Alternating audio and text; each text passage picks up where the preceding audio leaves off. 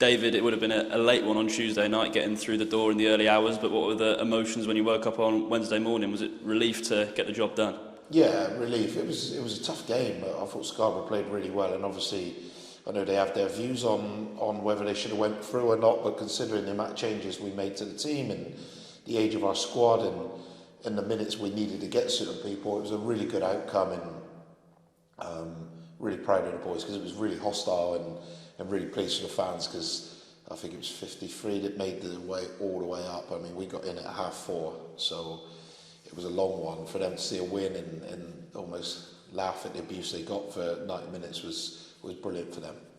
And somebody who came back and got on the score sheet was Matty Stevens. What can he bring to the team now he's back? 'Cause he looked really sharp, especially with his sort of first touch and control as well, didn't he? Yeah, really good, really pleased. And I think since he's had his knee op, he's moving much better. So I think it was a good decision for the long term. Obviously, it's been tough for us for the last 6 weeks to be without somebody of his quality. And I thought what he did was come on and, you look back, and we always do, and we shouldn't in football, but we look back to the Grimsby game where we needed somebody to get hold of the ball for us, and you think, if we had Matty and how clinical he is in front of goal, maybe that's 3 points and things look a little bit better. So to have him back and for him to come on and look so sharp, actually, he's worked really, really hard with sports science and the medicine team to come back in good condition. He's a brilliant lad. So to have him back, we're absolutely delighted. His goal is typical Matty, composed in front of goal, really good technique, but I thought he backed in, used his body really well. He's a strong lad, so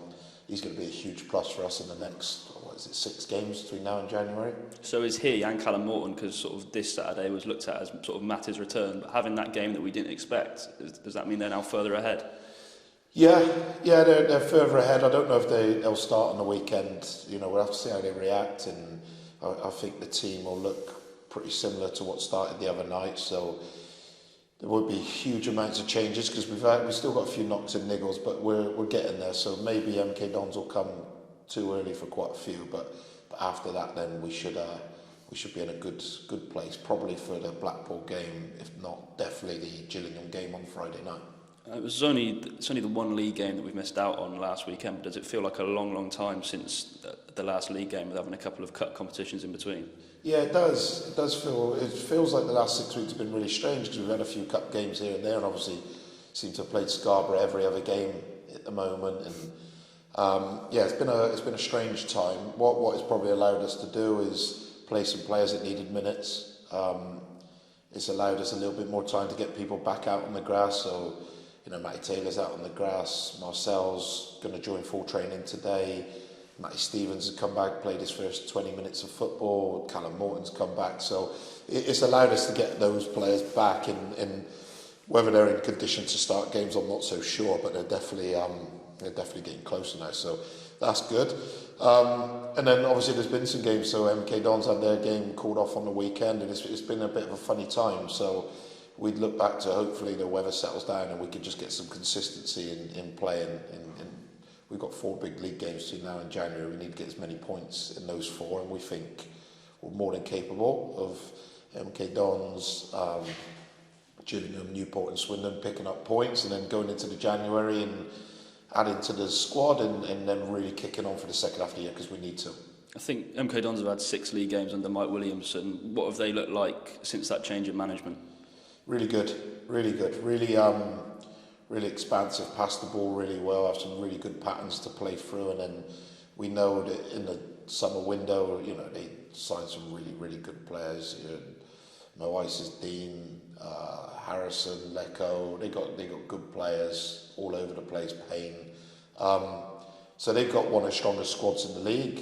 I think they're now really good with the ball. They're really exciting. They're on a decent run of form, and if they've lost too much, we watched them against Salford, which was a slightly different game because the pitch at Salford's probably not very good for slick passing football at the moment.